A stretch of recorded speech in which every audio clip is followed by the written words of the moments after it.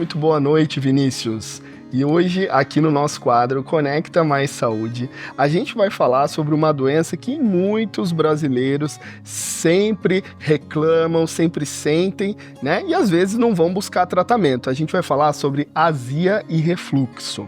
Eu trouxe o Dr. Alberto. O Dr. Alberto, ele é gastroenterologista e a gente vai conversar um pouco sobre tudo isso aí. Tudo bom, doutor? Tudo bem, Rafael? Tudo jóia. Prazer recebê-lo aqui no Conecta Mais Saúde. E pra gente começar, doutor, eu queria que você desse uma geral pra gente. O que é azia, o que é o refluxo? As duas coisas são a mesma coisa? Olha, Rafael, azia é um sintoma, né? Tá. Refluxo seria uma patologia já instaurada, né? Pra gente pensar em um paciente refluidor, ele geralmente tem alguns sintomas, né? Ele vai apresentar alguns sintomas diante desse quadro patológico. E a azia é o principal sintoma. Azia é um termo leigo, né? A gente chama o refluxo de pirose. A pirose nada mais é do que uma dor retroesternal, ou seja, no meio do peito em queimação. Esse é o principal sintoma de refluxo, né? Ou dispepsia, né? Entendi. A gente precisa saber diferenciar, né? Entender a história do paciente e conseguir concluir se ele é realmente um paciente que tem uma patologia ou ele está num momento de descompensação, de dispepsia, né? Às vezes a gente tá em casa, a gente, de repente, sempre um alimento que a gente tá ingerindo ali, a gente sempre sente aquela azia e vai deixando passar, né? E olha só, a importância da gente começar já a procurar o gastro para entender, né, doutor, de fato, da onde que tá vindo essa azia. E quando a gente fala de refluxo, existem diversas causas, né? Você poderia trazer pra gente um pouquinho de quais são aquelas principais que você vê no ambulatório, no atendimento clínico? A maioria, assim, a maioria dos casos, Rafael, as causas são alimentares, né?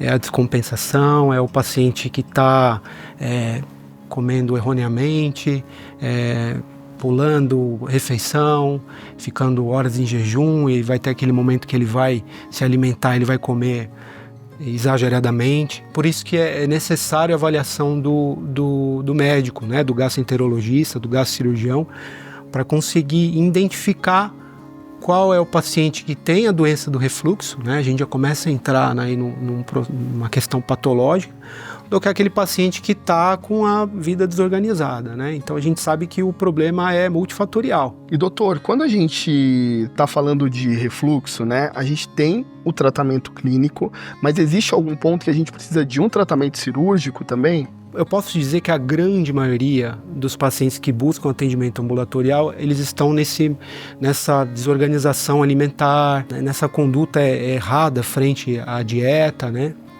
E os excessos, né? Não posso esquecer, bebida alcoólica, né?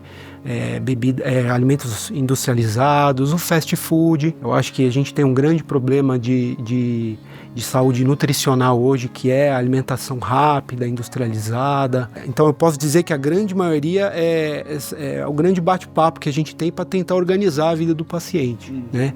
Se alimentar melhor, fracionar mais as refeições, comer com mais qualidade, comer pausadamente, evitar aí o excesso alimento e líquido, né? A gente tenta separar as coisas, né? E dentro desse cenário, a gente vai começando a entender o paciente na sua individualidade. Aquele paciente que faz um tratamento, melhora a condução da vida dele, perde peso, mas mesmo assim ele continua com sintomas de refluxo, né? Ele continua com azia, com regurgitação ácida, com eructações. Então a gente começa a entender que aquele paciente, ele passou a se alimentar melhor, ele perdeu peso, ele muitas das vezes faz um tratamento medicamentoso e mesmo assim ele continua, doutor, fiz o tratamento, parei o medicamento e continuo tendo episódios de refluxo 2, 3 vezes na semana.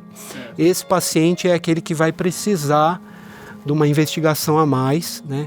E a gente entender o problema anatômico que ele tem, né, no trato gastrointestinal superior. O doutor trouxe muito a gente falando de individualidade. Então, não fique você só lá consultando a internet e tudo mais para se fazer autodiagnóstico, automedicação e tudo mais. É importante você ir até o gastroenterologista para entender o seu caso e aí sim o médico vai fazer um tratamento individualizado para você. Tá joia? Pessoal, hoje aqui no Conecta Mais Saúde, a gente está procurando trazer diversos profissionais, né, de diversas áreas, justamente para trazer informação para você. E eu queria agradecer hoje o Dr. Alberto pelas informações que trouxe aqui para gente. O Instagram do Dr. Alberto vai estar aqui na tela, tem um QR Code também para você fazer a leitura. Doutor, muito obrigado pela participação e é com você aí no estúdio, Vinícius.